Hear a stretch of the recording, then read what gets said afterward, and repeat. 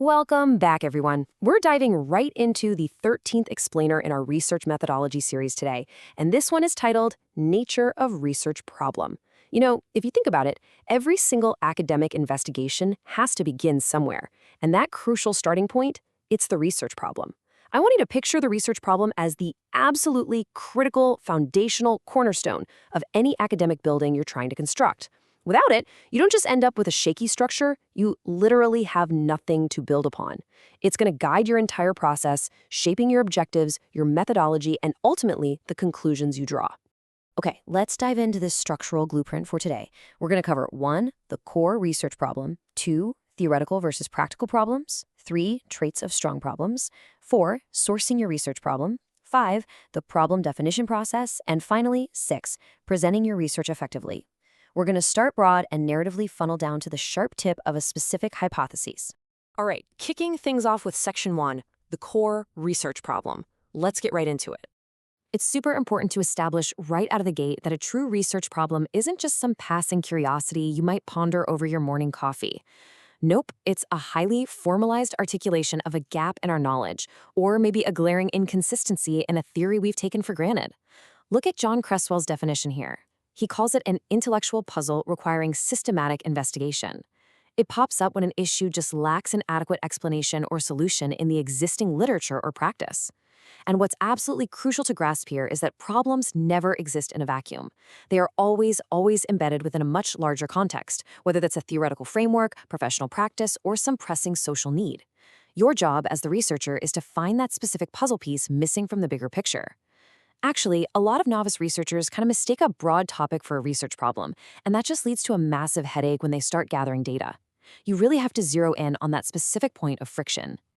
To really drive this home, Fred N. Kurlinger gives us a pretty powerful warning.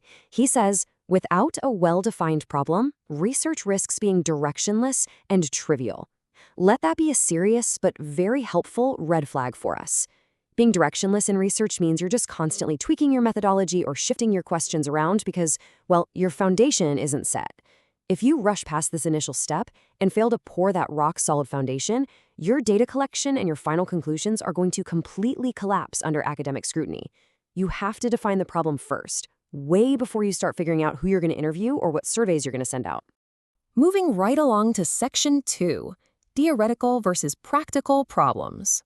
So now that we know what this intellectual puzzle actually is, we need to realize that these puzzles basically fall into 2 distinct camps that we have to navigate. First up, we've got theoretical problems. Scholars like Kothari point out that these are all about abstract frameworks or concepts. This is where you're testing or refining theories that already exist. For example, you might ask if a specific psychological model actually explains complex learning behaviors in today's digitally native kids. You're aiming to advance fundamental knowledge there. On the flip side, we have practical problems. These pop up from immediate, real-world situations that desperately need direct intervention right now. A great example, figuring out how to immediately improve student performance and retention in online classrooms. There's a tangible issue there causing measurable friction in the real world. Both of these are incredibly valid approaches, for sure, but you really need to know which arena you're playing in, because it radically alters your entire methodology.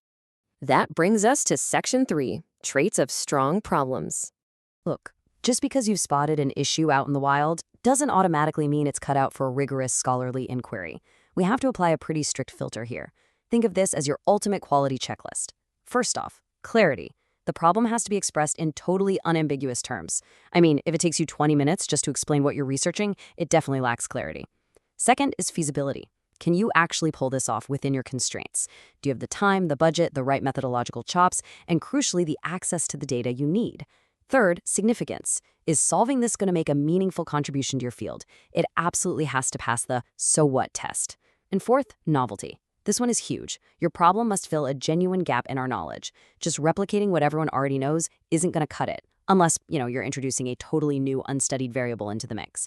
If your problem checks all 4 of these boxes, then you've got yourself a really solid foundation. And Ranjit Kumar totally nails the value of this checklist. He says a well-formulated problem statement leads to focused objectives and reduces the likelihood of wasted effort. What's really interesting about this slide is how doing all that hard work, ensuring clarity, feasibility, significance, and novelty up front, prevents massive amounts of wasted effort later on. There is literally nothing worse in academia than falling victim to the sunk cost fallacy. Realizing halfway through a grueling year-long project that your problem wasn't actually feasible, but feeling like you're in way too deep to turn back. Front-loading the effort completely prevents that nightmare scenario. All right, section 4, sourcing your research problem. So we know what a good problem looks like, but where do working professionals and academics actually dig these things up? Well, there are 4 common sources. First, existing literature. You'll usually spot these in the recommendations for future research section, right at the end of published papers. That's where authors explicitly point out the gaps they just didn't have time or scope to cover. Second, practical experiences. People working on the front lines constantly run into frustrating, reoccurring roadblocks that need systematic solutions, like a nurse noticing a constant bottleneck in patient intake. Third, social issues. Things like gross inequities, policy failures, or sudden societal shifts often spark incredibly relevant, urgent questions. And finally, theoretical developments. Whenever a brand new framework drops, it instantly creates a ripple of questions that demand empirical validation. Theories have to be tested against reality, after all. It's kind of fascinating to reflect on this insight from Best and Kahn. They note, the interplay of theory and practice often produces the most compelling research problems. When you stumble on an issue that sits right in that Goldilocks zone, where it pushes our theoretical boundaries while also tackling pressing, real-world needs, you have hit the absolute jackpot. That is the best kind of research problem imaginable. It guarantees your work is intellectually rigorous, but also undeniably relevant to the world outside the ivory tower. Let's move to and see how this builds in section 5, the problem definition process.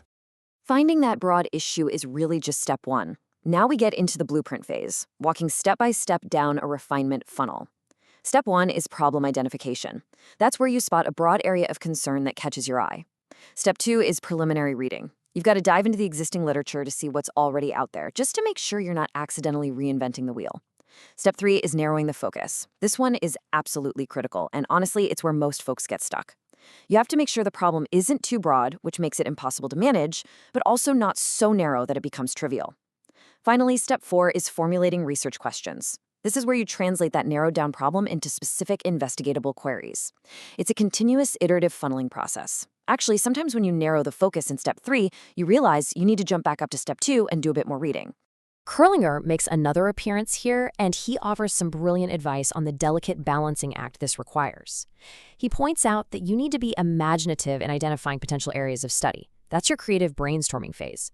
But you must be strictly methodical in defining them in researchable terms. You really have to marry that highly creative big picture thinking with rigorous, cold hard scientific discipline. This is usually where researchers hit a wall, bridging the abstract with the concrete. You're taking a lofty idea and pinning it down into variables that you can actually measure or observe in the real world. To see how this actually plays out, think about the broad topic of climate change. If you just set out to research climate change, you're going to completely drown in data. I mean, that's an entire field of science, not a research problem. It's way too vague and ambitious for one study. But if you narrow it down to a specific problem, like the impact of climate change on rice production in Southeast Asia, well, that changes everything. Suddenly, you have immediate geographic boundaries, specific agricultural parameters, and thematic constraints. You know exactly what kind of data to look for, where to find it, and what specific literature applies. That's the magic of the funnel process in action. All right, bringing us to our final section, section 6, presenting your research effectively. Okay, so now that we've successfully defined our specific problem, how we present this architectural facade to the outside world is paramount. It literally frames the reader's entire understanding.